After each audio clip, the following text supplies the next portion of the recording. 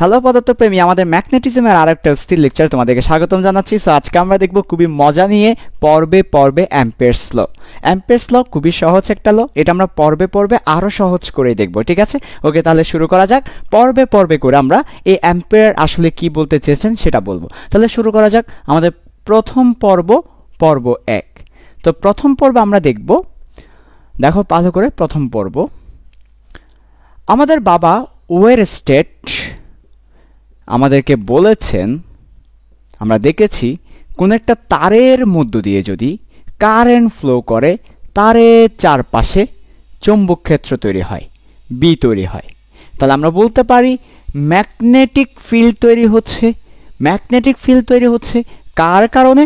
কারেন্টের কারণে। তাহলে magnetic field due to current. তাহলে কারেন্ট ফ্লো করলে কোনো তারের মধ্য দিয়ে কারেন্ট গেলে ম্যাগনেটিক ফিল্ড তৈরি হয়, ওই তারের আশেপাশে একটা চৌম্বক ক্ষেত্র তৈরি হয়। কোনো একটা তারের মধ্যে দিয়ে কারেন্ট ফ্লো করলে ওই তারের আশেপাশে একটা চৌম্বক ক্ষেত্র তৈরি হয়। এই কথাটা বলে গেছেন ওয়েরস্টেড, এবং আমরা আমাদের আগের লেকচারগুলোতে এটা নিয়ে কথা বলেছি। এরপরে ওয়েরস্টেডের এই কথাটাকে পরবর্তীতে পরীক্ষা নিরীক্ষা পর্যবেক্ষণ অবজারভেশন করে ওই চৌম্বক ক্ষেত্র বি এর মান বের করে দিয়েছেন তিনজন বাবা। একজন বাবা হচ্ছে ল্যাপ্লাস, একজন হচ্ছে বায়োট, আরেকজন হচ্ছে সেবার্ট। এই তিনজন বাবা পরীক্ষা নিরীক্ষার মাধ্যমে তারা কোন একটা তারের মধ্য দিয়ে কারেন্ট ফ্লো করলে তার চারপাশে যে চৌম্বক ক্ষেত্রটা তৈরি হয় সেটার মান বের করে দিয়েছেন, এবং সেটা ছিল integration mu I D L sine theta divided by R square. Okay, এর পরবর্তীতে আমরা জানি ইন্টিগ্রেশন দেখলেই এমনি ভয় লাগে, সো প্রতিবন্ধী ইন্টিগ্রেশন। তারপরে আবার একাধিক চলকের ইন্টিগ্রেশন, বাহ, খুবই কঠিন। তাহলে বায়োট সেবার্ট ল্যাপ্লাসের এই সূত্র দিয়ে যে কোনো বস্তুর জন্য চৌম্বক ক্ষেত্র নির্ণয় করাটা কঠিন হয়ে যায়, যে কোনো বস্তুর জন্য নির্ণয় করাটা কঠিন হয়ে যায়। তো পরবর্তীতে আমাদের আরেকজন বাবা, বাবা অ্যাম্পিয়ার, আমাদেরকে আরও একটা এই বি বের করার ফর্মুলা দিয়েছেন, আরও একটা ফর্মুলা আমাদেরকে দিয়েছেন। এই ফর্মুলা দিয়ে, বাবার এই ফর্মুলাটা দিয়ে সহজে প্রতিসম বস্তুর ক্ষেত্রে, কথাটা ভালো করে খেয়াল করো, প্রতিসম অথবা সিমেট্রিক্যাল বস্তু যারা আছে, সিমেট্রিক্যাল বস্তু বলতে প্রতিসম। ভাইয়া প্রতিসম কি? সিমেট্রিক্যাল জিনিসটা কি? সিমেট্রিক্যাল বস্তুর ক্ষেত্রে, সিমেট্রিক্যাল বলতে দেখো, আমি যখন হাত দিয়েছি, আমার এ পাশে দেখতে যা, এই পাশে দেখতেও তাই, তাই না? তাহলে দুইটা প্রতিসম, সিমেট্রি। প্রতিসম বলতে প্রতিটা অংশ সমান, দেখতে সেম, এই ধরনের কোনো বস্তুর ক্ষেত্রে তাহলে প্রতিসম বা সিমেট্রিক্যাল বস্তুর ক্ষেত্রে বা অবজেক্টের ক্ষেত্রে আমরা এই ফর্মুলা দিয়ে সহজে প্রতিসম বা সিমেট্রিক্যাল বস্তুর জন্য বি বের করতে পারি। তো ভাইয়া যদি সিমেট্রিক্যাল না হয় তখনও বের করা যাবে, তবে তখন সহজ শব্দটা থাকবে না, হয়তো একটু কঠিন হবে। তাহলে অ্যাম্পিয়ারস ল এর বিশেষত্ব কি? এটা কেন আমরা পড়ব? এটা কেন এত স্পেশাল? এটা স্পেশাল কারণ এটা সহজ করে দিয়েছে জীবনকে। কাদের জন্য? প্রতিসম বা সিমেট্রিক্যাল বস্তুর জন্য। তবে অপ্রতিসম হলেও বের করা যাবে, সমস্যা নাই, তবে এটা সহজ করে দিয়েছে জীবনটাকে, তাই আমরা এটা পড়ব, এটা এত স্পেশাল। ওকে, তাহলে আমাদের পর্ব 1 আমরা বুঝতে পেরেছি আমরা যে পর্বে পর্বে অ্যাম্পিয়ারস ল বলতে যাচ্ছিলাম, অ্যাম্পিয়ারস আমাদেরকে কি বলবে সে সম্পর্কে একটা ধারণা এনে নিয়েছি। অ্যাম্পিয়ারস আমাদেরকে বেসিক্যালি একটা ফর্মুলা দিবে, যে ফর্মুলা দিয়ে আমরা বি বের করতে পারবো, সহজে বি বের করতে পারবো। তার মানে অ্যাম্পিয়ারস ল হচ্ছে চৌম্বক ক্ষেত্র নির্ণয় করার জন্য একটা ফর্মুলা, বি বের করার জন্য একটা ফর্মুলা। তাহলে আমাকে প্রথমেই জানতে হবে অ্যাম্পিয়ারস ল কেন পড়বো। অ্যাম্পিয়ারস ল হচ্ছে বি নির্ণয় করার জন্য, বি নির্ণয় করার জন্য বা চৌম্বক ক্ষেত্র নির্ণয় করার জন্য। ওকে, এবার চলে আসো পর্ব 2। সো পর্ব 2 আমরা দেখব, আমরা এবার অ্যাম্পিয়ারস ল পর্বে পর্বে শুরু করে দিয়েছি, এবার সামনের দিকে যাব। তাহলে পর্ব 2 আসো। পর্ব 2 আমরা দেখব, আমার কাছে একটা তারও থাকতে পারে, একাধিক তারও থাকতে পারে। ধরো আমার কাছে একটা তার আছে, যে তারের মধ্য দিয়ে কারেন্ট আই ফ্লো করছে, অথবা ধরো আমার কাছে একাধিক তার আছে, একাধিক তারের মধ্য দিয়ে বিভিন্ন দিকে কারেন্ট ফ্লো করছে, I1, I2, I3। ওকে, এখন একটা তার অথবা একাধিক তারের জন্য তাদের আশেপাশে কোনো একটা বিন্দুতে আমাকে মনে করো চৌম্বক ক্ষেত্র নির্ণয় করতে বলেছে। তাহলে আরেকবার বলছি, তড়িৎবাহী তারের জন্য আশেপাশে যেই বিন্দুতে চৌম্বক ক্ষেত্র নির্ণয় করতে হবে, কোন একটা বিন্দুতে চৌম্বক ক্ষেত্র নির্ণয় করতে হবে, তাহলে একটা তারের মধ্যে দিয়ে কারেন্ট যাবে, ওই কারেন্টের কারণে তার আশেপাশের কোন একটা বিন্দুতে চৌম্বক ক্ষেত্র বি নির্ণয় করতে হবে। তো আমরা আমাদের পর্ব দুইয়ে আস্তে আস্তে করে আমরা অ্যাম্পিয়ার যা যা বলেছেন সেই দিকে যাব। আমরা অ্যাম্পিয়ার সূত্রটা প্রমাণ করছি না, আমরা অ্যাম্পিয়ার যা যা বলেছেন ওইটাকে পর্ব পর্ব করে বলছি। অ্যাম্পিয়ার অনেক কিছুই বলেছেন, আমরা সেটাকে পর্ব পর্ব করে বলছি। সো দেখো, তাহলে আমরা কোন একটা তারের মধ্যে দিয়ে কারেন্ট ফ্লো করলে, কোন একটা তারের মধ্যে দিয়ে কারেন্ট গেলে তার আশেপাশে চৌম্বক ক্ষেত্র তৈরি হয়, সেটা আমরা জানি, ওয়েরেস্টেড সেটা বলেছেন। তো আমাকে বলেছে একটা বিন্দুতে, পি বিন্দুতে বা কিউ বিন্দুতে চৌম্বক ক্ষেত্র বের করতে। তো যেই বিন্দুতে চৌম্বক ক্ষেত্র নির্ণয় করতে বলেছে ওই বিন্দু দিয়ে একটা বদ্ধ পথ নিব আমরা। যেই বিন্দু বলেছে ওই বিন্দু দিয়ে আমরা একটা পথ নিব। তাহলে আমি কি বলছি, আমার কথাটা হচ্ছে তড়িৎবাহী তারের আশেপাশে যেই বিন্দুতে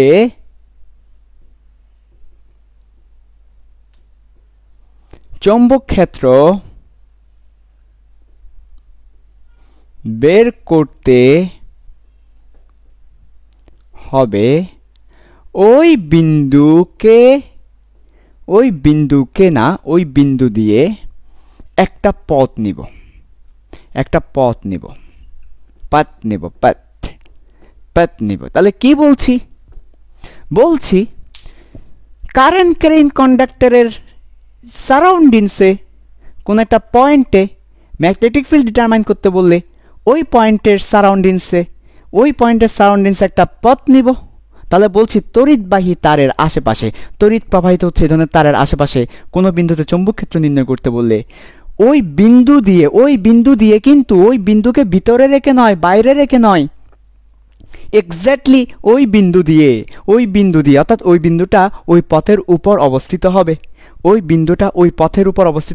ওই বিন্দু দিয়ে একটা পথ নিব। কি নিব? পথ নিব।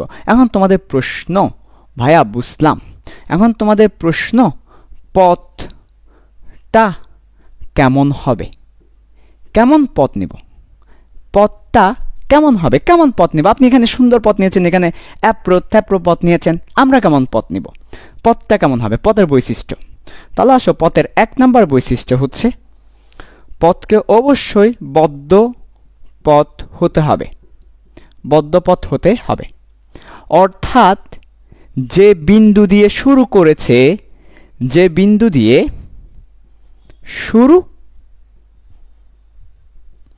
ঘুরে সে তো ফিরে আসবে, তাহলে ঘুরে ফিরে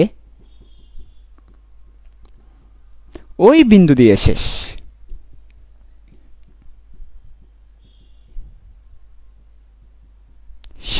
করতে হবে। তাহলে দেখো পথটা কেমন হবে, বদ্ধ পথ হবে, যে বিন্দু দিয়ে শুরু ঘুরে ফিরে ওই বিন্দু দিয়ে শেষ করতে হবে, এই ধরনের পথ। তাহলে যে বিন্দু দিয়ে শুরু করেছি ঘুরে ফিরে ওই বিন্দু দিয়ে শেষ করব, যে বিন্দু দিয়ে শুরু করেছি ঘুরে ফিরে ওই বিন্দু দিয়ে শেষ করব। ওকে, এটা একটা। আর আরেকটা বৈশিষ্ট্য হচ্ছে যে কোনো সাইজের, যে কোনো শেপের পথ নেওয়া যাবে, যে কোনো সাইজ ও শেপ নেওয়া যাবে। তবে সিমেট্রিক্যাল পথ হলে ভালো হয়। আগেই বলেছি সিমেট্রিক্যালের জন্য ব্যাপারটা সহজ হয়। তাহলে সিমেট্রিক্যাল কোনো পথ হলে, সিমেট্রিক্যাল বা প্রতিসম কোনো পথ হলে তাহলে ব্যাপারটা ভালো হয়, সিমেট্রিক্যাল পথ মানে সব দিক দিয়ে সেম। যেমন এই পথটা দেখো, এই পথটা হচ্ছে একটা সিমেট্রিক্যাল পথ, সার্কেল। যে সব দিক দিয়ে সেম আসলে, যে একটা তারকে কেন্দ্র করে সব দিক থেকে একটা বৃত্ত আছে, তাহলে এটা একটা সুন্দর সিমেট্রিক্যাল পথ। তাহলে এরকম সার্কেল নেওয়া যায়, সার্কেল হলে পথটা ভালো হয়। তুমি যে কোনো পথ নিতে পারো, বদ্ধ যে কোনো পথই নিতে পারো, যে কোনো সাইজের যে কোনো শেপের, তুমি বড় সাইজের পথ নিতে পারো, তুমি ছোট সাইজের পথ নিতে পারো, যে কোনো সাইজের যে কোনো শেপের পথ তুমি নিতে পারো, তবে সিমেট্রিক্যাল হলে ভালো হয়। ঠিক আছে, সিমেট্রিক্যাল হলে অনেক বেশি ভালো হয়। তো সেই ক্ষেত্রে আমরা কাকে প্রেফার করব? এই ক্ষেত্রে সার্কেলটা প্রেফারেবল, সার্কেলটা বেটার, সার্কুলার পথ নেওয়াটা বেটার। তুমি যে কোনো পথ নিতে পারো, ইটস আপ টু ইউ, এটা তোমার ব্যক্তি স্বাধীনতা। অ্যাম্পিয়ার্স বলছে এটা তোমার ব্যক্তি স্বাধীনতা, যে কোনো পথ যে কোনো সাইজের যে কোনো শেপের পথ নিতে পারো, বদ্ধ হলেই হলো, কিন্তু সার্কেল হলে বেটার। তাহলে আমরা মোটামুটি একটা পথের সম্পর্কে জানলাম। তো এই যে বদ্ধ পথ, পর্ব 2 আমরা জেনেছি বদ্ধ পথ। এই বদ্ধ পথকে কি বলে জানো? অ্যাম্পিয়ার্স লতে যে বদ্ধ পথ নেওয়া হয় সেটাকে বলা হয় অ্যাম্পিয়ার্স লুপ। তাহলে এই বদ্ধ পথের নাম হচ্ছে অ্যাম্পিয়ার্স লুপ। তাহলে আমরা বেসিক্যালি অ্যাম্পিয়ার্স লুপ সম্পর্কে জেনেছি, যে তড়িৎবাহী তারের আশেপাশে কোনো বিন্দুতে চৌম্বক ক্ষেত্র বের করতে হলে ওই বিন্দু দিয়ে একটা লুপ নিব, একটা পথ নিব, একটা বদ্ধ পথ নিব, যে পথ যে কোনো সাইজের যে কোনো শেপের হতে পারে, তবে সিমেট্রি হলে ভালো হয়। এই বদ্ধ পথটাকে বলছি লুপ, অ্যাম্পিয়ার্স লুপ, অ্যাম্পিয়ারের লতে অ্যাম্পিয়ার্স লুপ। তাহলে আমরা আমাদের পর্ব 2 অ্যাম্পিয়ার্স লুপ সম্পর্কে জেনেছি। আমরা পর্বে পর্বে একটা একটা টপিক সম্পর্কে জেনে অ্যাম্পিয়ার যা যা বলেছেন সেটা সম্পর্কে জানবো। তাহলে অ্যাম্পিয়ার্স লুপ সম্পর্কে জেনেছি। তাহলে অ্যাম্পিয়ার্স লুপ কি? যে বিন্দুতে চৌম্বক ক্ষেত্র নির্ণয় করতে বলেছে ওই বিন্দু দিয়ে যাবে, এই কারণে একটা পথ নিতে হবে যে কোনো সাইজের যে কোনো শেপে, তবে সিমেট্রি হলে ভালো হয়। আচ্ছা, এবার এই বদ্ধ লুপের বা বদ্ধ পথের দিক কোন দিকে হবে, অ্যাম্পিয়ার্স লুপের ডিরেকশন কোন দিকে হবে, আমরা সেটা দেখব। অ্যাম্পিয়ার্স লুপের ডিরেকশন। তাহলে এবার আসে অ্যাম্পিয়ার্স লুপের ডিরেকশন। তাহলে আমি এখানে লিখছি, দেখো ভালো করে। তাহলে এখন আমি লিখব অ্যাম্পিয়ার্স লুপের ডিরেকশন। ওকে, তাহলে আসো অ্যাম্পিয়ার্স লুপের ডিরেকশনটা কোন দিকে হবে। দেখো অ্যাম্পিয়ার্স লুপের ডিরেকশন তুমি যে কোনো দিতে পারবা। তুমি অ্যান্টি ক্লকওয়াইজ দিতে পারো, তুমি ক্লকওয়াইজ দিতে পারো, ক্লকওয়াইজ দিতে পারো, কোনো সমস্যা নেই। ক্লকওয়াইজ দিতে পারো, কোনো সমস্যা নাই। তুমি অ্যান্টি ক্লকওয়াইজ দিতে পারো, অ্যান্টি ক্লকওয়াইজ দিতে পারো, কোনো সমস্যা নাই। তাহলে অ্যান্টি ক্লকওয়াইজ অর ক্লকওয়াইজ যে কোনো দিকে দিতে পারো, যে কোনো দিকে দেয়া যাবে, যে কোনো দিকে ইচ্ছে মতো। এটা হচ্ছে আপ টু ইউ, এটাও তোমার ব্যক্তি স্বাধীনতা। আরে ভাই, অ্যাম্পিয়ার্স তো খুব ভালো মানুষ, সব কিছু তোমার উপর, ইটস আপ টু ইউ, ইচ্ছে মতো। তুমি অ্যান্টি ক্লকওয়াইজ দিতে পারো অথবা ক্লকওয়াইজ নিতে পারো, যে কোনো একটা দিকে তুমি ধরে নিলেই হলো। তোমার লুপের ডিরেকশন বা বদ্ধপথের ডিরেকশন তুমি যে কোনো এক দিকে ধরে নিবা। তবে যদি বিশেষ একটা দ্রষ্টব্য হচ্ছে প্রশ্নে ফিক্স করে দেয়া থাকলে সেটা নিব। প্রশ্ন যদি দেওয়া থাকে সেটা তো নিবই বাধ্য। তখন আমার প্রশ্নকর্তা তার ইচ্ছে মতো একটা দিক দিয়ে দিবে, তোমাকে প্রশ্নকর্তার ওই ইচ্ছে মতো দেওয়া দিক নিয়ে কাজ করতে হবে। প্রশ্নে যদি কিছু দেওয়া থাকে সেটা নিয়ে কাজ করতে হবে। ওকে, ঠিক আছে। এবার আসো, এবার দেখব আমরা। তাহলে আমাদের পর্ব 2 কি বললাম? যেই বিন্দুতে চৌম্বক ক্ষেত্র নির্ণয় করতে হবে ওই বিন্দুকে ঘিরে একটা বদ্ধ পথ নিব, সিমেট্রি হলে ভালো হয়, এবং তার যে কোনো দিকে ইচ্ছে মতো ডিরেকশন দিতে পারি, ক্লকওয়াইজ, অ্যান্টি ক্লকওয়াইজ। তবে প্রশ্ন দেওয়া থাকলে সেটা নেওয়ার চেষ্টা করব। এই তাহলে আমাদের পর্ব 2 বুঝতে পারলাম। এবার আসো পর্ব 3-এ। আমরা পর্বে পর্বে অ্যাম্পিয়ার্স লটা দেখছি। এবার আসো পর্ব 3-এ, আমরা পর্ব 3-এ যাব। পর্ব 3, ওকে, পর্ব 3-এ যাব আমরা। দেখো এবার পর্ব 3-এ আমাদের পর্ব 3 হবে, আমরা পর্ব 2 অ্যাম্পিয়ার্স লুপ সম্পর্কে জেনেছি। পর্ব 3-এ আমরা জানবো ডিএল সম্পর্কে। তাহলে ডিএল জিনিসটা কি? ডিএল হচ্ছে যেই বদ্ধপথের কথা বলছিলাম আমরা, সেই বদ্ধপথ অথবা যার আরেকটা নাম অ্যাম্পিয়ার্স লুপ, সে অ্যাম্পিয়ার্স লুপের ক্ষুদ্র একটা অংশ আমরা কেটে নিব বা ক্ষুদ্র একটা অংশ নেব। এই ক্ষুদ্র একটা অংশ, একটা ইনফাইনাইট স্মল পার্ট, ক্ষুদ্র একটা অংশ নিব, তাহলে আমরা একটা অ্যাম্পিয়ারস লুপ থেকে ইনফাইনিট স্মল পার্ট নিব, ওইটাকেই আমরা বলছি ডিএল। ফর এক্সাম্পল আমরা যদি একটা চিত্র এঁকে দেখাই তোমাকে, তাহলে চিত্র এঁকে দেখানো যায়, আমাদের কাছে একটা সার্কেল বা একটা বদ্ধপথ আমরা নিয়ে ওইখান থেকে একটা ক্ষুদ্র অংশ ডিএল আমরা নিব। তাহলে একটা বদ্ধপথ নিলাম, একটা কারেন্ট ক্যারিং কন্ডাক্টর বা একাধিক কারেন্ট ক্যারিং কন্ডাক্টরের আশেপাশে একটা বদ্ধপথ নিলাম, এদিকে যাচ্ছে সেটা মনে করো। তো আমরা যে কোনো একটা জায়গা থেকে একটা ক্ষুদ্র অংশ কেটে নিলাম, এটাই আমাদের ডিএল। অথবা এই জায়গা থেকেও তুমি কেটে নিতে পারো, এটাই তোমার ডিএল। অথবা তুমি এই জায়গা থেকেও কেটে নিতে পারো, এটাই তোমার ডিএল। তুমি এই জায়গা থেকে কেটে নিতে পারো, ইটস আপ টু ইউ, এটাও ডিএল। যে কোনো একটা ক্ষুদ্র অংশ। তাহলে আমাদের যে বদ্ধ পথ আছে, অ্যাম্পিয়ারস লুপ আছে, সে অ্যাম্পিয়ারস লুপের বা বদ্ধ পথের ক্ষুদ্র একটা অংশ, ইনফাইনিট স্মল একটা পার্টকে আমরা বলছি ডিএল। তাহলে হোয়াট ইজ ডিএল? অ্যাম্পিয়ারস লুপের ক্ষুদ্র একটা অংশকে আমরা বলছি ডিএল। এবং DL, we know DL is a vector quantity. So DL হচ্ছে একটা vector quantity, definitely it has a direction. তো ভেক্টর কোয়ান্টিটি হওয়ার কারণে এর দিকটা কোন দিকে? এর একটা দিক আছে, তাহলে এর একটা দিক আছে ভেক্টর কোয়ান্টিটি হওয়ার কারণে, এবং দিকটা হচ্ছে লুপের দিকে। তাহলে দিক কোন দিকে? দিকটা হচ্ছে লুপের দিকে, লুপের দিকে। তাহলে দেখো ডিএল এর দিক কোন দিকে হবে? লুপের দিকে। এবং লুপের দিকে বললে হবে না, লুপের দিকে স্পর্শক বরাবর বলতে হবে, স্পর্শক বরাবর, ট্যানজেনশিয়াল, ট্যানজেনশিয়াল আর কি। তো আমি আরেকবার বলছি, ডিএল এর দিক দেখো, এই যে ডিএল লুপ যাচ্ছে এইদিকে, তাহলে ডিএল এর দিক হবে লুপের দিকে স্পর্শক বরাবর। লুপ যাচ্ছে এদিকে, এই যে এটা হবে ডিএল এর দিক। তাহলে ডিএল এর দিক হবে কোন দিকে? ডিএল এর ডিরেকশন হবে, দিক হবে লুপের দিকে। কি বরাবর? স্পর্শক বরাবর, ট্যানজেনশিয়াল, অ্যালং ট্যানজেনশিয়াল, স্পর্শক বরাবর, ট্যানজেন্ট বরাবর।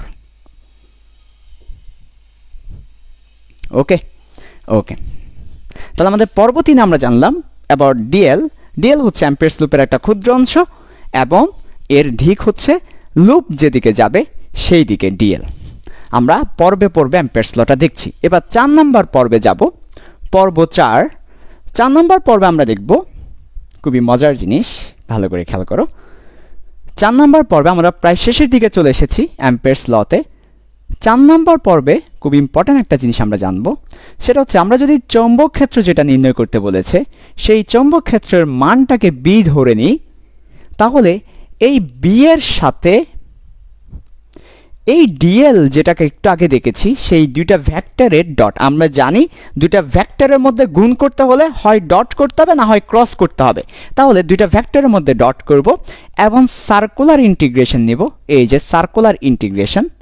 তো আমাদের পর্ব 4-এ আমরা বলছি যে বি ভেক্টরের সাথে, মানে চৌম্বক ক্ষেত্র বি ভেক্টরের সাথে চৌম্বক ক্ষেত্রের সাথে ডিএল অংশের ডট করলে এবং সেটাকে সার্কুলার ইন্টিগ্রেশন নিলে তাহলে আমরা কিছু পাই, আমরা কিছু একটা পাই। কিছু প্রশ্ন করতে পারো, ভাইয়া কিছু কি পাই? আমরা জানি না, উই ডোন্ট নো। আমরা কিছু একটা পাই সেটা জানি, কিন্তু কি পাই জানি না। কাকে কার সাথে কি করলে কিছু পাই? ডিএল এর সাথে চৌম্বক ক্ষেত্রে ডট করে ইন্টিগ্রেশন করলে কিছু পাই। এই যে এই ব্যাপারটা একটু ভাইয়া যদি বলতেন, এই ব্যাপারটা ফিল করতে পারি নাই, তো এই ব্যাপারটা ফিল করাচ্ছি তোমাদেরকে। এই ব্যাপারটা হচ্ছে, ধরো আমরা একটা বদ্ধ পথ নিয়েছি, তড়িৎবাহী মনে করো I1 I2 বা এরকম আরও অনেক অসংখ্য কারেন্ট যাচ্ছে, আমরা একটা বদ্ধ পথ নিয়েছি। তো এই বদ্ধ পথের ক্ষুদ্র একটা অংশ হচ্ছে ডিএল, যার দিক হচ্ছে লুপের দিকে, অথবা এখানেও যে কোনো একটা অংশ হচ্ছে ডিএল যার দিক হচ্ছে লুপের দিকে, অথবা এখানেও যে কোনো একটা অংশ হচ্ছে ডিএল যার দিক হচ্ছে লুপের দিকে। ওকে, তাহলে এই ডিএল এর সাথে আমরা বি ভেক্টরকে ডট করব, তাহলে আমরা পেয়ে যাব বি ডট ডিএল, এই ক্ষুদ্র অংশের বি ডট ডিএল। আমরা এখানে ডট করব, আমরা পেয়ে যাব বি ডট ডিএল। আমরা এখানে ডট করব, পেয়ে যাব বি ডট ডিএল। এই ক্ষুদ্র অংশের B dot DL, B dot DL, B dot DL, এরকম অসংখ্য বি ডট ডিএলকে যদি অসংখ্য B dot DL, B dot DL, অসংখ্য বি ডট ডিএল, অসংখ্য মানে পুরো পথ, পুরো লুপ, পুরো বদ্ধ পথ জুড়ে যদি বি ডট ডিএল গুলাকে নিয়ে নিই তাহলে সেটাকে বলছি ইন্টিগ্রেশন। তাহলে এই যে ইন্টিগ্রেশন বি ডট ডিএল মানে পুরু বদ্ধ পথের বি ডট ডিএল। তাহলে এটা লাইন দাঁড়াচ্ছে কি, তাহলে এটার অর্থ দাঁড়াচ্ছে কি, তাহলে ইন্টিগ্রেশন বি ডট ডিএল এ কথার অর্থ হচ্ছে পুরু বদ্ধ পথের বি ডট ডিএল, পুরু বদ্ধ পথের বি ডট ডিএল। তেমন প্রশ্ন হচ্ছে পুরু বদ্ধ পথের বি ডট ডিএল আমরা নিলাম, ওই পুরু বদ্ধ পথের বি ডট ডিএল এটা সমান কিছু একটা, আমরা জানি না কিছু একটা কি, আমরা আমাদের পরের পর্বে সেটা দেখব কিছু একটা কি সেটা। আচ্ছা, এখন তোমাদের মনে কিছু প্রশ্ন, ভাইয়া মানলাম চৌম্বকক্ষেত্র বি, একটু আগে দেখছি ডিএল, তাদেরকে ডট করলাম এবং ইন্টিগ্রেশন করলাম, কিছু একটা পেলাম, এই ধরনের ইন্টিগ্রেশন কেন, ডট করব কেন, বা এই কাজটাই করব কেন, বা বি ডট ডিএলই করব কেন, ডিএল আর বি এর সাথে ডট করতে যাব কেন, বি আসবে কেন, ডিএল আসবে কেন, এই কাজটাই করব কেন, ফিজিক্সই পড়ব কেন, এই ফিজিক্সই পড়ব কেন? ঠিক আছে, অ্যান্সার দিব, উত্তেজিত হইও না, দেখো এই অ্যান্সারটা দিব আমি। ওকে, তাহলে দেখো কেন ভাইয়া সার্কুলার ইন্টিগ্রেশন, কেন ডট প্রোডাক্ট, কেন এই পুরো জিনিসটা, এই ব্যাপারটা একটু যদি বলতেন। হ্যাঁ, এই ব্যাপারটা তোমাদেরকে একটু বলছি। সো দেখো আমরা আমাদের এই বিষয়টা একটু মুছে দিচ্ছি, আমরা মুছে দিলাম এবং আমরা সার্কুলার ইন্টিগ্রেশনের কথাটা দিয়ে শুরু করছি, যে কেন সার্কুলার ইন্টিগ্রেশন, এই ইন্টিগ্রেশনটা কেন। তোমাদেরকে আগেও হয়তো একবার বলেছিলাম যে আমার কাছে যদি কোনো বদ্ধ পথ থাকে, আমার কাছে যদি কোনো বদ্ধ পথ থাকে, তোমাদেরকে আগেও বলেছিলাম সার্কুলার ইন্টিগ্রেশন নিতে হবে। আজকে আরেকটু করে বলি, ধরো আমার কাছে একটা ফাংশন আছে এফ অফ এক্স, এই ফাংশনের একটা বিন্দু হচ্ছে এ, আরেকটা বিন্দু হচ্ছে বি, তাহলে আমি এ থেকে বি পর্যন্ত এফ অফ এক্স এর এরিয়া জানতে চাচ্ছি, তাহলে এরিয়া জানতে হলে আমাকে ইন্টিগ্রেশন করতে হবে, রাইট, ইন্টিগ্রেশন করতে হবে। তাহলে এ থেকে বি পথে এফ অফ এক্স এর ইন্টিগ্রেশন করলে আমি এই এরিয়াটা পেয়ে যাব। এবার আমি তোমাকে বললাম ধরো আমার কাছে এই ধরনের একটা পথ আছে, আমার কাছে এই ধরনের বদ্ধ একটা পথ আছে, এটা হচ্ছে আমার এ বিন্দু, এই বিন্দু হতে পুরো বৃত্তের আমাকে এরিয়াটা দেখাও, পুরো বৃত্তের এরিয়াটা তুমি আমাকে নিয়ে দেখাও। তাহলে তুমি তখন ইন্টিগ্রেশন করবে এ থেকে শুরু করে পুরো বৃত্ত, আবার এতে ফিরে এসেছি এফ অফ এক্স। কিন্তু এভাবে লোয়ার লিমিট আর আপার লিমিট যেখানে শুরু এবং যেখানে শেষ দুইটা সেম হয়ে গেলে তখন সেটাকে আমরা এভাবে না লিখে সেটাকে আমরা লিখি circular integration A F of x. অর্থাৎ এ বিন্দু হতে শুরু করে পুরো বৃত্তাকার পথ ঘুরে আবার এ বিন্দুতে ফিরে এসেছি, এফ অফ এক্স এর এরিয়া নিয়েছি। তাহলে যে বিন্দু থেকে শুরু করেছি পুরো বৃত্তাকার পথ ঘুরে সেই বিন্দুতে ফিরে এসেছি, এটা সার্কুলার ইন্টিগ্রেশন বলে। তাহলে যখনই তুমি একটা ইন্টিগ্রেশনের মধ্যে এরকম সার্কেল দেখবা, তোমাকে বুঝতে হবে যে এটা একটা বদ্ধ পথ। তো আমরা বদ্ধ পুরু পথ নিয়েছি, তাই আমরা এখানে এটা দিয়েছি। তাহলে আমরা কেন এটা দিয়েছি, আমাদের এটার অ্যান্সার কি, এটার অ্যান্সার হচ্ছে বদ্ধ পুরু পথ নিয়েছি। ঠিক আছে, ক্লোজড, যদি কোনো ক্লোজড পাথ তুমি নাও তবে সেই ক্ষেত্রে তোমাকে কি করতে হবে, সার্কুলার ইন্টিগ্রেশন করতে হবে। আচ্ছা ঠিক আছে, সার্কুলার ইন্টিগ্রেশন।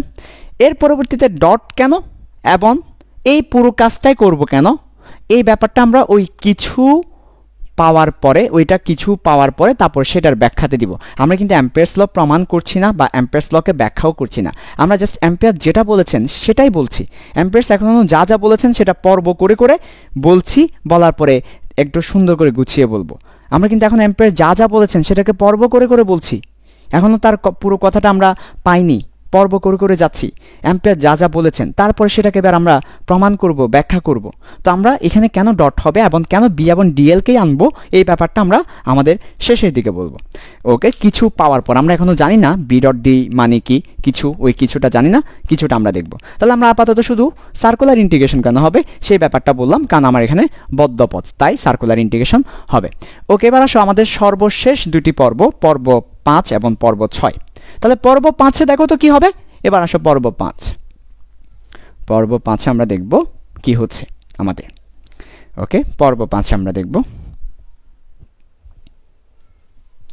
পর্ব 5 আসো, পর্বে পর্বে অ্যাম্পিয়ারস ল। আমরা পর্ব 5 দেখব।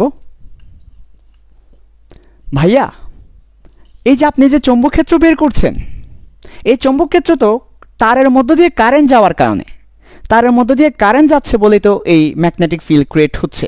তাহলে এই পুরো জায়গায় আপনি কারেন্টকে আনবেন না, যার জন্য এত কিছু তাকেই আনবেন না, না, তাহলে আমাদের পর্ব 5 হবে সেই মহান সত্তা কারেন্টকে নিয়ে। কারেন্টকেও নিয়ে আসতে হবে আমাদের, কারেন্টকে আমরা নিয়ে আসবো। সো কারেন্টকে নিয়ে আসবো আমরা, কিন্তু পর্বে পর্বে অ্যাম্পিয়ারস ল বলছিলাম, কারেন্টকে নিয়ে আসবো। এখন দেখো এখানে কি হতে পারে, দেখো একটা তারের জন্য একটা বা একাধিক তার থাকতে পারে আমাদের। আমি আর কথাটা কীভাবে বলতে পারি, যে আমরা যে বদ্ধ পথটা নিচ্ছি, অ্যাম্পিয়ারস লুপটা নিচ্ছি সেটার ভিতরে, তাহলে দেখো বদ্ধ পথ বা বদ্ধ পথ বা অ্যাম্পিয়ারস লুপ বলছি যেটাকে, ওই অ্যাম্পিয়ারসের লুপের ভিতরে ইনসাইডে আমার একটা তার থাকতে পারে অথবা একাধিক তার থাকতে পারে, ওয়ান অর মেনি, এক বা একাধিক তার থাকতে পারে, এক বা একাধিক কারেন্ট থাকতে পারে আমার। তো যদি একটা কারেন্ট থাকে তাহলে সমস্যা নাই, ওই একটা কারেন্টই নিব। যদি একাধিক কারেন্ট থাকে তবে সেখানে দুইটা সিনারিও, একটা হচ্ছে একাধিক কারেন্ট একই দিকে যেতে পারে, সবগুলা কারেন্টই একই দিকে যাবে, একই দিকে প্রবাহিত, একই দিকে ফ্লো করবে, তারা একই দিকে সবগুলা কারেন্ট ফ্লো করবে। আরেকটা সিনারিও হচ্ছে তারা ভিন্ন ভিন্ন দিকে ফ্লো করতে পারে, দিকে ফ্লো করতে পারে। তাহলে দেখো আমরা কারেন্ট নিয়ে কথা বলছিলাম, সো আমরা যে অ্যাম্পিয়ারস লুপ নিয়েছি বা বদ্ধ পথ নিয়েছি সেটার মধ্যে কারেন্ট ছিল, কারেন্টের কারণেই তো চৌম্বক ক্ষেত্র তৈরি হচ্ছে। ওই কারেন্ট এখন কয়টা কারেন্ট থাকতে পারে ওই লুপের মধ্যে, ওই বদ্ধ পথের মধ্যে? একটা কারেন্ট থাকতে পারে অথবা একাধিক কারেন্ট থাকতে পারে, একটা কারেন্টও থাকতে পারে, একাধিক কারেন্টও থাকতে পারে। যেমন মনে করো ফর এক্সাম্পল আমার এই যে একটা কারেন্ট আছে, অথবা মনে করো 3টা কারেন্ট থাকতে পারে, সেখানে একাধিক কারেন্ট থাকতে পারে, একাধিক কারেন্ট থাকতে পারে। নাম দিয়েছি, মনে করো এটা হচ্ছে I3, এটা হচ্ছে I1, এটা হচ্ছে I2, একাধিক কারেন্ট থাকতে পারে। তাহলে বদ্ধ পথের মধ্যে বা অ্যাম্পিয়ারস লুপের মধ্যে এক বা একাধিক কারেন্ট থাকতে পারে। যদি একাধিক কারেন্ট থাকে তারা আবার সবাই একই দিকে হতে পারে, অথবা দেখা যাবে এক একজন এক এক দিকে হতে পারে, ভিন্ন ভিন্ন দিকে হতে পারে। এই হচ্ছে পসিবিলিটি। তো যদি একটা কারেন্ট হয়, মাথা ব্যথা নাই, একটাই কারেন্ট, সো আর কি মাথা ব্যথা করবো। যদি একাধিক কারেন্ট হয় তখন যদি একই দিকে হয়, একই দিকে হলে আমরা কি নিব? আমরা I ইনসাইড টোটাল নিব। ভাইয়া এটা দ্বারা কি বোঝাচ্ছেন? I দ্বারা বোঝাচ্ছি কারেন্ট, ইনসাইড বলতে বোঝাচ্ছি লুপের ইনসাইডে বা লুপের ভিতরে, টোটাল বলতে বোঝাচ্ছি একাধিক কারেন্ট থাকলে ওই তাদের সবার যোগফল। যদি আমার মনে করি এখানে 3টা কারেন্ট আছে সবাই একই দিকে, তাহলে সেক্ষেত্রে I1 plus I2 plus I3 plus I4 plus I5 plus IN, এভাবে করে নিতাম। তাহলে আমার যদি একাধিক কারেন্ট থাকতো তাহলে আমি কি করতাম? সবগুলাকে যোগ করে ফেলতাম। তাহলে আমার যদি একাধিক কারেন্ট থাকতো আমি সবগুলোর কারেন্টকে যোগ করে নিয়ে নিতাম। ওকে, কেন ভাইয়া সবগুলাকে যোগ করে নিতেন? কারণ একই দিকে, এই ওয়ার্ডটা ইম্পর্টেন্ট, সবগুলা কারেন্টের ডিরেকশন একই দিকে, কারেন্টের দিক একই দিকে, বা কারেন্ট স্কেলার রাশি। তাহলে আবার কারেন্টের দিক আসবে কোথায় থেকে? কারেন্ট স্কেলার রাশি, এবং তাকে আমরা স্কেলারই বলছি। আমরা কারেন্টের দিক বলতে বোঝাচ্ছি ওই কারেন্টের মধ্যে যে পার্টিকলসগুলো আছে সেগুলো যেদিকে যাচ্ছে সেটা, দ্যাটস মিন প্রোটনের গতি বা ইলেকট্রনের গতির কথা বলছিলাম। তো আমরা যে বলি কারেন্ট এদিকে যাচ্ছে, কারেন্ট এদিকে যাচ্ছে মানে কি? কারেন্ট এদিকে যাচ্ছে মানে কারেন্টের মধ্যে যে ইলেকট্রন প্রোটনরা আছে তারা কোন দিকে যাচ্ছে সেটা, ঠিক আছে? কারেন্টের দিক বলতে এটাই বোঝায়। আমরা যেখানে এভাবে তীর চিহ্ন দিচ্ছি কারেন্টের দিক, এটা দ্বারা কি বোঝায়? ওই যে মেজর ক্যারিয়ার যারা আছে, মেজর ক্যারিয়ার, চার্জ ক্যারিয়াররা যেদিকে যাচ্ছে সেটার দিকটা। কনফিউজ হওয়ার কিছু নাই, সিম্পল বিষয়, গুলানোর দরকার নাই, হুদাই মাথার মধ্যে এক্সট্রা কোনো গুলানোর দরকার নাই। কারেন্টের দিক বলতে ওই তার মধ্যে যে চার্জগুলো আছে তাদের দিক বোঝাচ্ছে আর কি, তাহলে এটা বাদ, কারেন্টের দিক থেকে ওগুলো বাদ। তাহলে দেখো সিম্পলি বুঝি আমরা, ভালো করে খেয়াল করো, একাধিক কারেন্ট একই দিকে থাকলে, আমরা সবাইকে যোগ করে দিব, কারণ তারা একই দিকে আছে, তাই সবাইকে যোগ করে দিব। তারা উপরে যেতে পারে, তারা সবাই নিচে যেতে পারে, কিন্তু তারা সবাই একই দিকে হলে প্লাস হয়ে যাবে, যোগ করে দিব। কিন্তু যদি তারা ভিন্ন ভিন্ন দিকে থাকে, তাহলে দেখো আমার একটা বদ্ধ পথ নিয়েছি, অ্যাম্পিয়ারস লুপ নিয়েছি, অ্যাম্পিয়ারস লুপের মধ্যে একাধিক কারেন্ট আছে এবং একটা কারেন্ট এক এক দিকে, সেই ক্ষেত্রে আমরা কিভাবে কারেন্ট বের করব? তাহলে I ইনসাইড টোটাল কত হবে সেক্ষেত্রে? I ইনসাইড টোটাল, ওই ভিতরে মোট কারেন্ট কত হবে? তাহলে সেক্ষেত্রে আমাকে নিশ্চয়ই একজনকে প্লাস দিতে হবে, আরেকজনকে মাইনাস দিতে হবে, আরেকজনকে প্লাস দিতে হবে। কাকে প্লাস দিব, কাকে মাইনাস দিব, এটা নিয়ে একটা মোটামুটি প্রবলেমে পড়তে হবে এই জায়গায়। তাহলে আমার যদি একই দিকে থাকে কোনো সমস্যা নাই, সবাই প্লাস। আর যদি একটা কারেন্ট থাকে তাও কোনো সমস্যা নাই, আমার যদি একটা কারেন্ট থাকে তাও কোনো সমস্যা নাই, একাধিক কারেন্ট একই দিকে থাকলে তাও কোনো সমস্যা নাই, সবাই প্লাস। কিন্তু ভিন্ন ভিন্ন দিকে থাকলে কেউ প্লাস হবে, কেউ মাইনাস হবে। কাকে প্লাস দিব, কাকে মাইনাস দিব, এটা নিয়ে একটা প্রবলেম হয়ে যায়। তাই আমাদের দরকার প্লাস মাইনাসের সাইন কনভেনশন। তাহলে এবার আমরা দেখব অ্যাম্পিয়ার্স লতে সাইন কনভেনশন। তো অ্যাম্পিয়ার্স লতে আমরা এখন দেখব সাইন কনভেনশন। ওই প্লাস মাইনাসের যে একটা নিয়ম আছে সেই নিয়মটা আমরা দেখব। অ্যাম্পিয়ার্স লতে প্লাস মাইনাসের নিয়ম আমরা পর্বে পর্বে প্রায় শেষের দিকে চলে এসেছি, একটু মনোযোগ দাও। আমরা অ্যাম্পিয়ার্স যা যা বলেছেন ওগুলোকে আগে বেসিক দিয়ে বলে দিচ্ছি পর্বে পর্বে, তারপর অ্যাম্পিয়ার্স যা বলেছেন সেটা বলবো। ওকে, তাহলে আমাদের প্রবলেমটা কোথায়? হে প্রবলেম কাহা হে? প্রবলেম এদার হে। প্রবলেম হচ্ছে ভিন্ন ভিন্ন দিকে একাধিক কারেন্ট থাকলে কাকে প্লাস কাকে মাইনাস ধরব, এটা হচ্ছে আমাদের প্রবলেম। তো এটার যে সলিউশন বা এটার যে কনভেনশন, সে সলিউশনটা হচ্ছে, ভালো করে খেয়াল করো, এটার সলিউশনটা হচ্ছে রাইট হ্যান্ড রুল। তো রাইট হ্যান্ড রুল আমাদেরকে কি বলে? রাইট হ্যান্ড রুল আমাদেরকে বলে লুপের দিকে, লুপ যেদিকে যাচ্ছে সেদিকে ডান হাতের, যেহেতু রাইট হ্যান্ড রুল, সো ডান হাতের বাকি আঙ্গুলগুলো বলাতে তুমি বুঝে গেছো কোন আঙ্গুলগুলোর কথা বলছে। বাকি আঙ্গুলগুলো ঘোরালে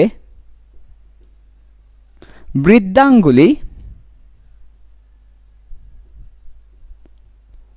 যেদিকে দেখায় সেটা পজিটিভ।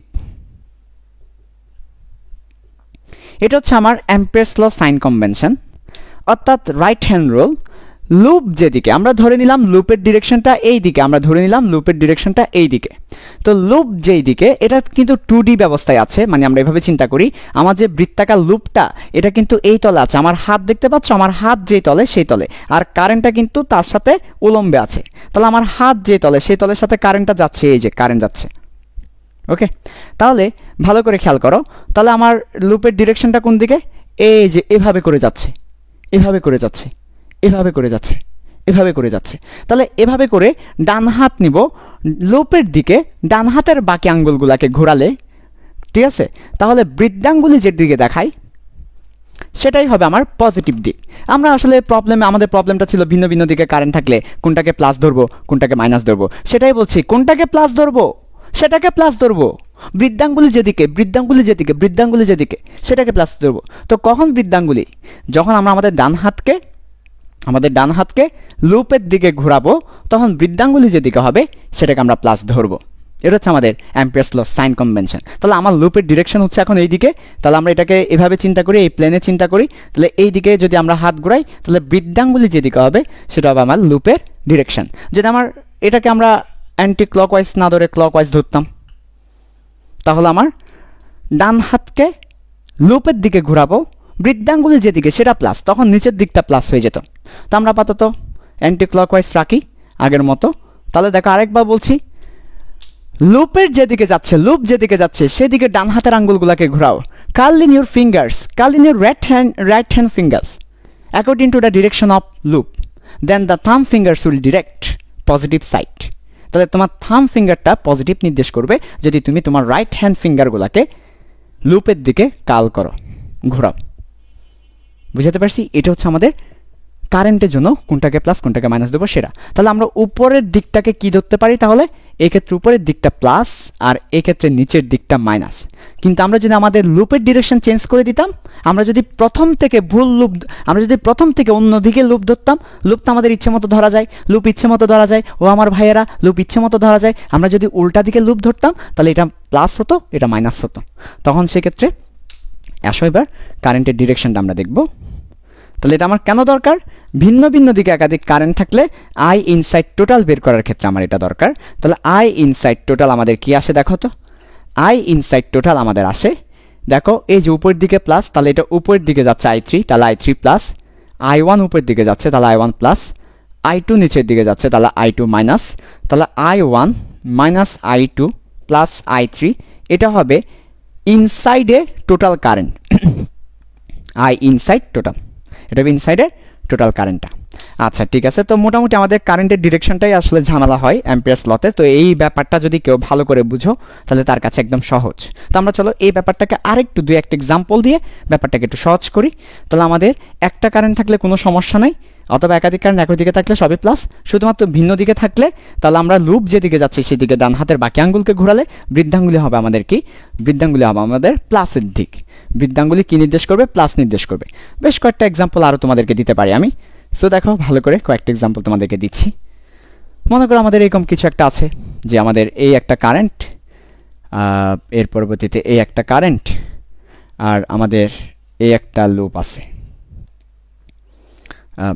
আমি দুঃখিত, বড় লুপ, এই একটা মনে করো লুপ আছে, লুপটাও এদিকে যাচ্ছে। তাহলে এবার বলো তো কী হবে, তাহলে লুপ যদি এদিকে যায় তাহলে নিচের দিকটা প্লাস, তাহলে উপরের দিকটা মাইনাস, তাহলে এইটা মাইনাস, তাহলে এটা প্লাস। এটা যদি I1 হয় I1 মাইনাস I2 প্লাস।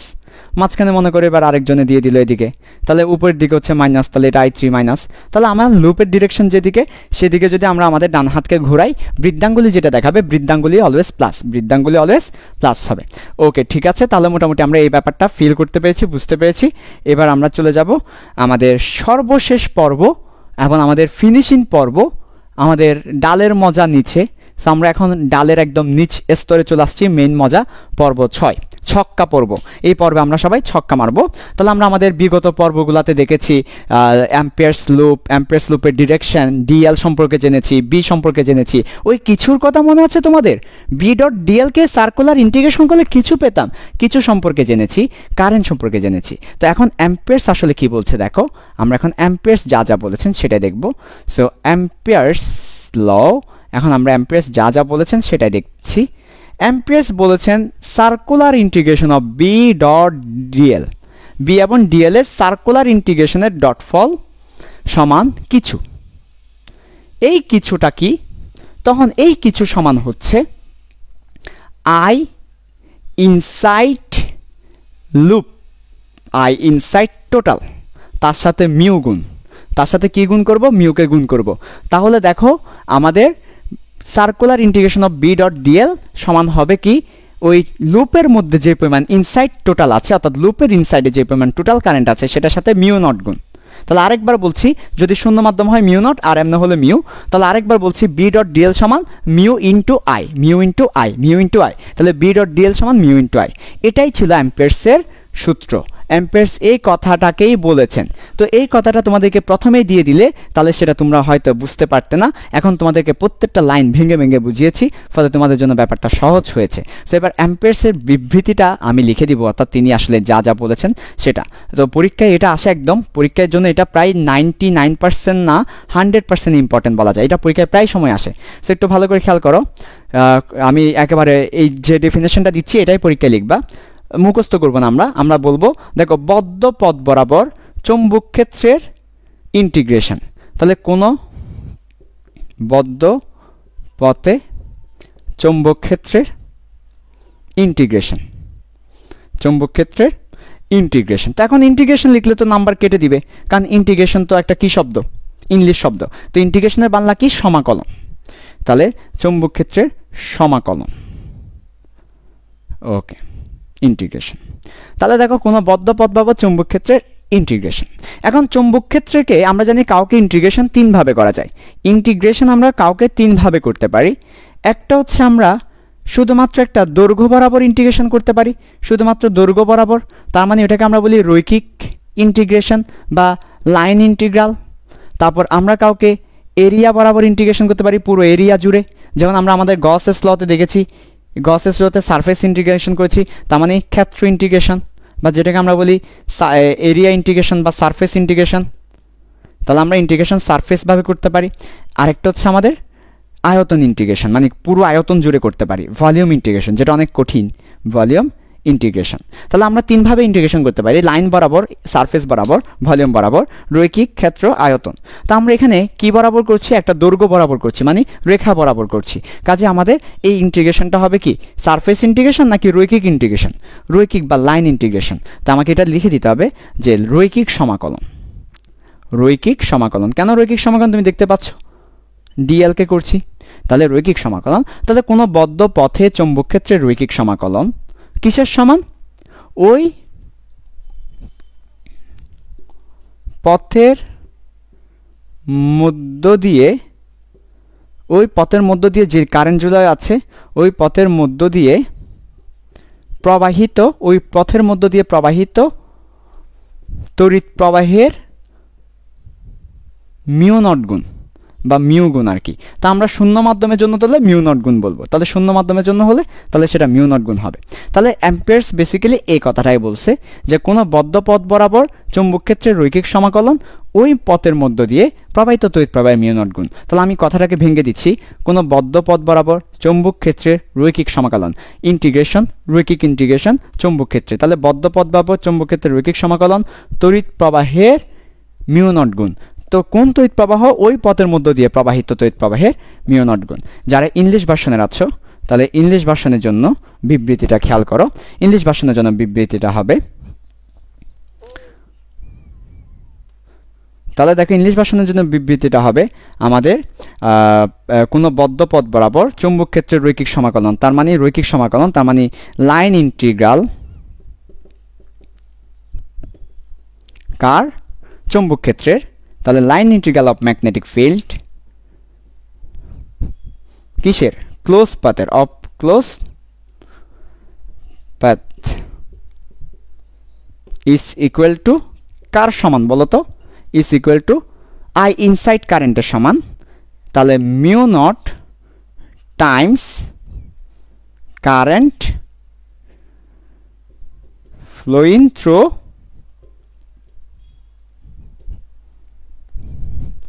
বলা যাবে না, flowing inside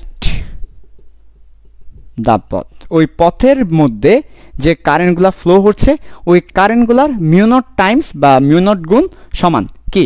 line integral of magnetic field of close path is equal two mu naught times current flowing inside the পথ।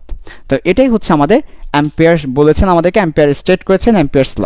সেটাই হচ্ছে আমাদের অ্যাম্পিয়ার্সের ল। কোনো চৌম্বক ক্ষেত্রের, দেখো ভালো করে, চৌম্বক ক্ষেত্রের রৈখিক সমাকলন অর্থাৎ লাইন ইন্টিগ্রাল, তার মানে হচ্ছে বি ডট ডিএল, এটার সার্কুলার ইন্টিগ্রেশন হবে মিউ নট আই ইনসাইড। তো এই ফর্মুলাটা দেখতে যতটা জটিল কিন্তু এটার সিমেট্রিক্যাল বস্তুর ক্ষেত্রে অ্যাপ্লিকেশনটা ততটাই সহজ। আমরা যখন ম্যাথ করতে যাব বা এটাকে অ্যাপ্লিকেশন করতে যাব এটা ততটাই সহজ হবে। আমরা পরের পর্বে সেটার এক্সপ্লেনেশন, প্রমাণ এবং অ্যাপ্লিকেশনগুলো দেখাবো।